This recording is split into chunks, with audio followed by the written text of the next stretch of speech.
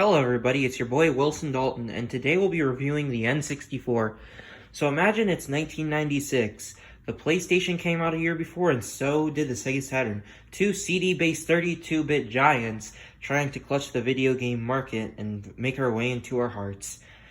And then, Nintendo, the biggest gaming company at the time, decides to follow up their successful Super Nintendo console and the NES, which got discontinued a year before as well, with some console that looks like a stoner made it, and it uses cartridges? We don't need cartridges. So that's the N64, also known as my favorite video game console of all time. So here is the N64 itself, or Nintendo 64. Here's an expansion pack. On the back, you got your AC adapter and your cable. This will also work with the GameCube on the Super Nintendo, so that's convenient. Same AV cables. And here is the reset button and the power button. The Nintendo 64 was released in June of 1996 in Japan, September 1996 in the US, and in other PAL territories in early 1997. And this is the controller for it. This is a third-party controller, so it's not as good as the others, but it looks exactly like a first-party controller. And here's an analog stick. It's kind of mediocre. Here's a D-pad that I never use. Here's a start button. Here are your A and B buttons. Here's your directional buttons. This was before you had dual analog sticks. And here are your shoulder buttons. There's two of them. And there's only one Z trigger. Kind of strange because the GameCube only has one shoulder button, that's the Z button, and two analog triggers. So, there are many reasons why the N64 is my favorite console of all time. Sure, it doesn't play discs, but cartridges will have to do for now. And the N64, while the library is very small, only roughly 296 games came out in the United States. It's still definitely worth buying, especially in green, because that suits the stoner theme that I referenced earlier. So, the N64, to me, has a very varied library, including both first and third-party titles. I have 1, 2, 3, 4... All except Super Mario 64 are all third-party exclusive titles, or ones that initially only came out on the N64. So, another reason why I love the N64 so much is because of the graphics. Sure, it looks very bulky today, but games like Arrow Gauge really show what it can do. Arrow Gouge. And it's not working. I'll have to blow into it. Here's my AV converter with my GameCube and my Dreamcast over here.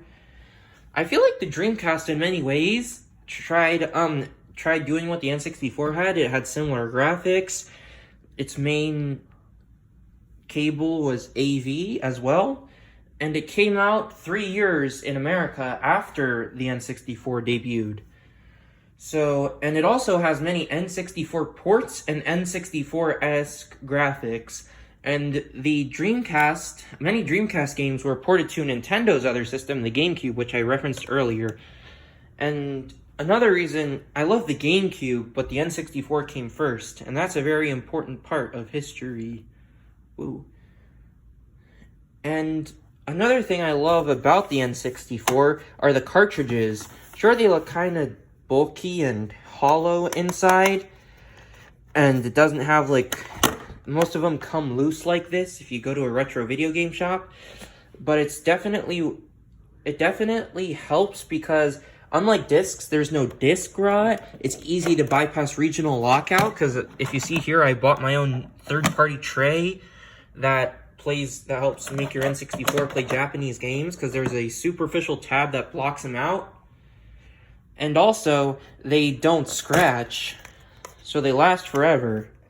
Yeah, unless you break it or something. They're like hobbits. They don't die from natural causes, but if you hurt them, they die. Or if you hurt them bad enough, they'll die. So anyways, let's pop a game in. First you gotta blow into the cartridge, like an NES cartridge.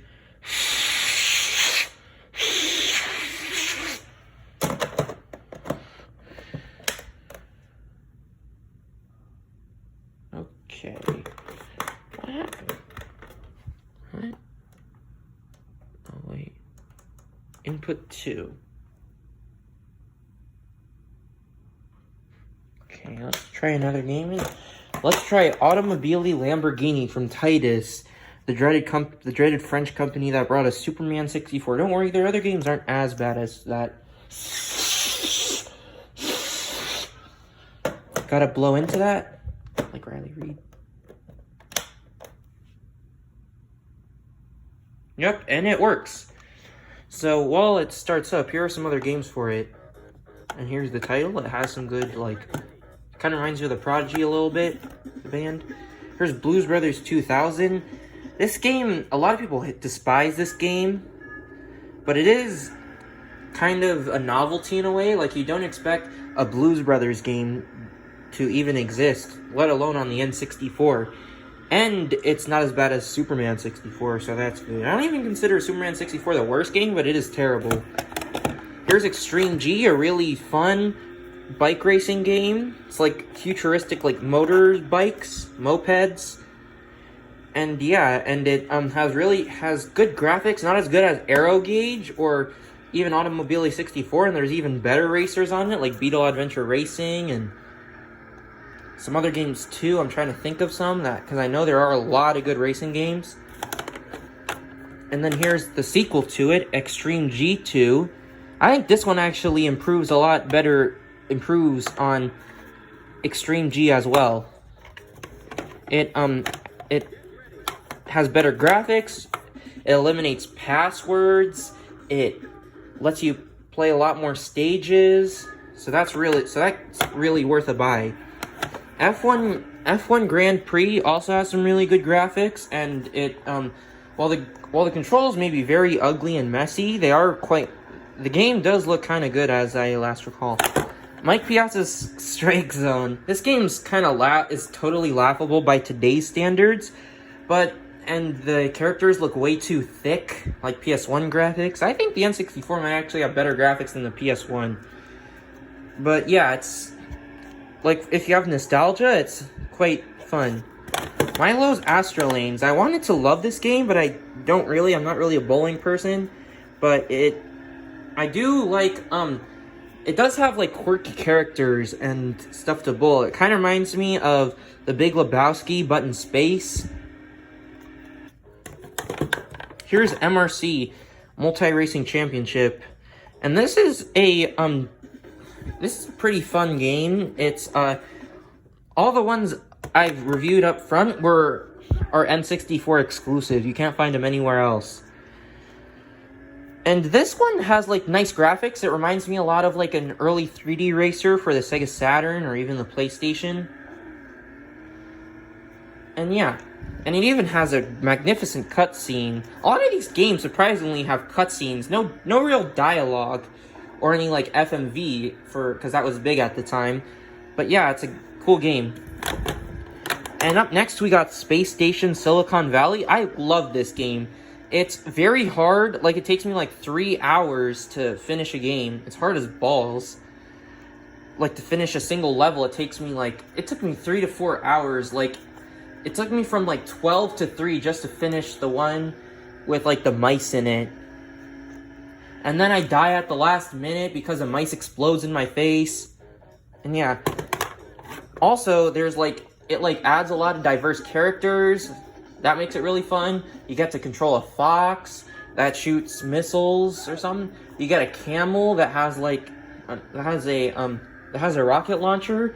You get, like, a really bulky turkey that, like, can't really fly, but you have to fly it. I hate that part. You get a boxing kangaroo. You get I'm trying to think. You get a dog that, like, you can bump and kill someone with it. You have to kill other animals in this game to move on, kill other animals and inhabit their bodies. And that's the, like, whole part of the game. I also love this cover art. It looks dated by today's standards, but it has, like, it shows you everything that happens, including the spaceship that Evie, the main character, the microchip of it flies out of the body and reduces it to a microchip. So yeah, this is a really fun game. Anyways, a classic would have to be Mario 64. I love this game. it's a lot easier and more forgiving than a lot of 2D Mario adventures, but sometimes it can get really hard. Like the Bowser fight took me like 4 hours to finish, the final Bowser fight, mainly because you have to, if you just throw it down and it doesn't like hit a bomb, it won't work. So yeah, so this game is really nice. This is the only first-party game I have, and it's from Japan. Tip: if you want to collect the N64, buy Japanese cards. Buy them now because they're really cheap, and in many ways they're a lot more polished than North American cards that usually get dirty a lot. Even like dirty Nintendo 64 carts, they can go upwards of $40 depending on the game, like Snowboard Kids or something, or like Donkey Kong 64, which needs the expansion pack to work. Unlike, as well as many other games. This is Wipeout 64. This might be the prettiest game to look at, or at least to look at on the prettiest racing game to look at on the console. Probably wouldn't go at, not as good as a game that's coming up next, but it is very appealing. And you also get to ride these spaceships across a nice 3D layout. Up next was a game that was originally an N64 exclusive, but got ported to many other systems, including the Dreamcast, like Ready to Rumble Boxing or many WWE games, and this is called Wet Tricks. I don't really know how to play this game, but it has some of the best graphics on the system, some of the smoothest graphics on the system, and it's also a good game to play if you're really smart. And here is the game that I think has the best graphics on the system ever, after Paper Mario. It came out a year after this. This came out in May of 1999. That came out in August of 2000 in Japan, February 2001 in the US. This came out in 1999. And this has some great graphics. Like, this looks like PS2 quality. I have a PS2 here that I just got. It's region free, but it won't play DVDs of your region because it's from Japan. So yeah, that's my PS2 over there. And then So anyway, those are all my games. Hope you like that. I've been wanting to collect for the N64. It's really easy to build a collection, including this game, especially compared to these other consoles. It's really easy to build a collection of the N64, unlike the Super Nintendo that also has a big dissonance between pricing of US and Japanese games, as well as PAL games too. So anyways, let's show you my favorite, some of the best graphics the N64 has to offer, with World Driver Championship that I think has a cutscene too. Has a cinematic. I don't think, right? Yep. Boss Games. They made a lot of N64 games. There's actually a lot of exclusive publishers for the N64. You got Titus, Boss Games, Rare, which is a subsidiary of Nintendo, so that doesn't count. Just wanted to talk over this so this video doesn't get copyrighted. And I'm not showing Nintendo games, so now the monetizers can sponsor me, which I don't even have enough subscribers to be at least decently sponsored. Scott.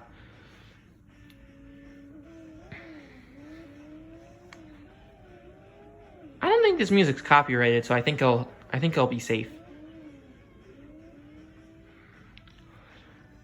I never grew up with the N64. I was born in March of 2003, March 31st to be precise. It was a Monday. So I have no history with the N64. Like, the last game came out in August of 2002, and that was Tony Hawk. But I still think the N64 was very ahead of its time, especially controllers. It was the first controller to have stuff you'd plug into the back, which is something that the Sega Dreamcast continued to do.